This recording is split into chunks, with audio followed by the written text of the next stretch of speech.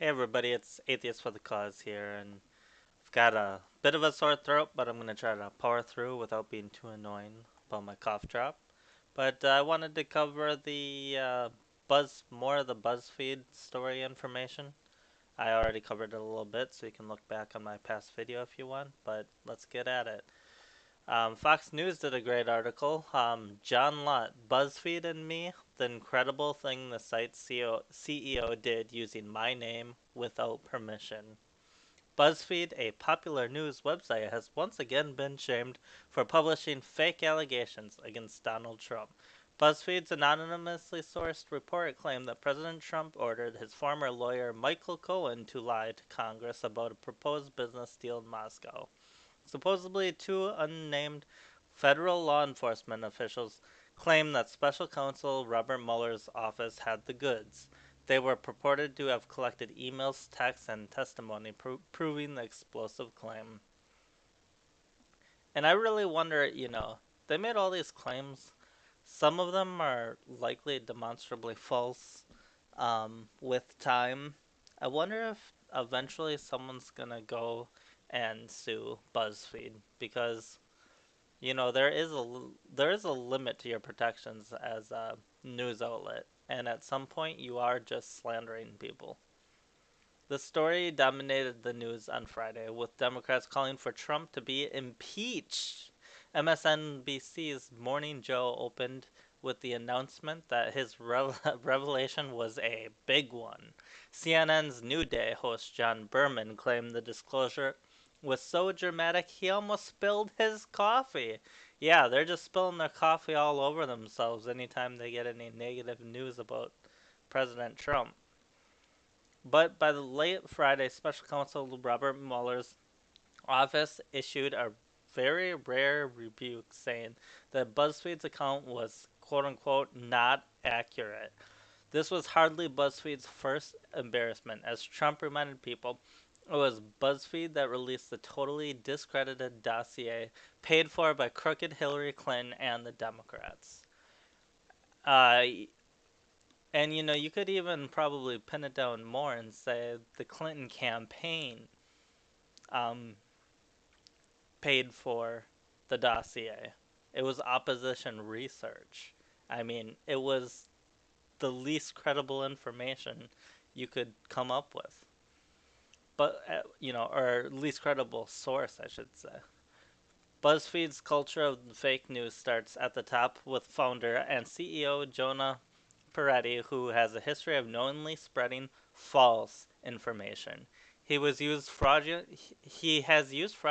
websites and email accounts to pose as people he wished to defame. I was one of his victims. Now, I refers to John Lott. Peretti's first victim was MBA student Jeff Goldblatt, who had set up a dating service called the Rejection Hotline. That doesn't sound like a good dating service, but it is kind of a funny name.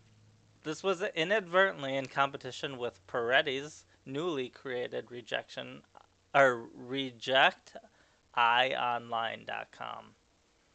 Peretti's sister and co-founder Chelsea contacted Goldblatt to gain information on his business. She quote-unquote interviewed him under the false identity of New York-based reporter Vanessa Holmes.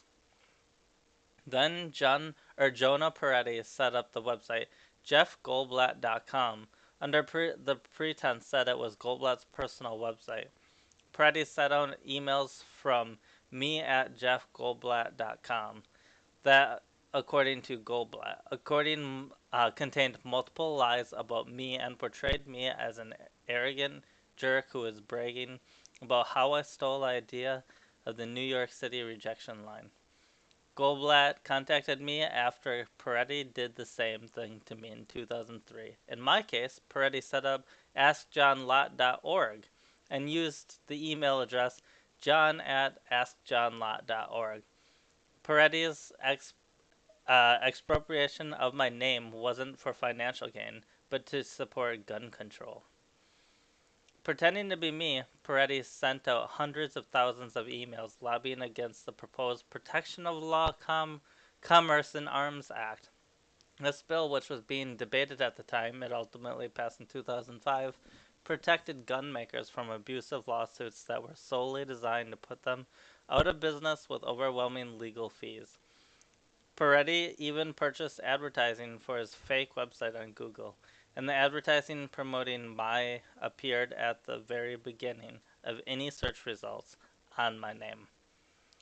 I was already relatively well known in 2003, and this gets to a big story, so stick with me a little bit here. I was already relatively well known in 2003 to those who care about the gun control debate because of my book, More Guns, Less Crime. Peretti sent emails under my name to convince people that I had changed my mind and come out against the act. The emails then urged people to ask their congressmen and senators to oppose the bill. So, anyways, this goes on. This is a well-written article. I don't want to just sit here and read the whole article. Um, but you get the point that the BuzzFeed story Robert Mueller came out and said is false. Uh, CNN and others had already reported it, so it got huge coverage. It only lasted like it was like 20 less than 24 hours or something, maybe 48 hours before it was completely discredited. And they're standing by it. BuzzFeed is somehow, but nobody else is. Nobody else could corroborate anything in it, even though they tried. And BuzzFeed is known for fake news in the dossier and posing as other people to get information and money and uh, just fake like they're doing a campaign thing. Um, and this kind of these kind of attacks really harm people. And you know, with the Covington Catholics, I want to kind of mesh this in with the Covington Catholics, for instance, because people have been going crazy with the fake news about the Covington Catholics, saying all the how they went and disrespected a Native American elder when really the Native American elder was going and up to them and being aggressive. Um, they said that the Covington Catholics were like going up to, well, some sites didn't even report that there was a black group there, but there was a black hate group there known as the Black Hebrew Israelites that use terms like cracker constantly, and um, they're just extremely racist, homophobic, and many other things you'd expect from a Christian hate group. And a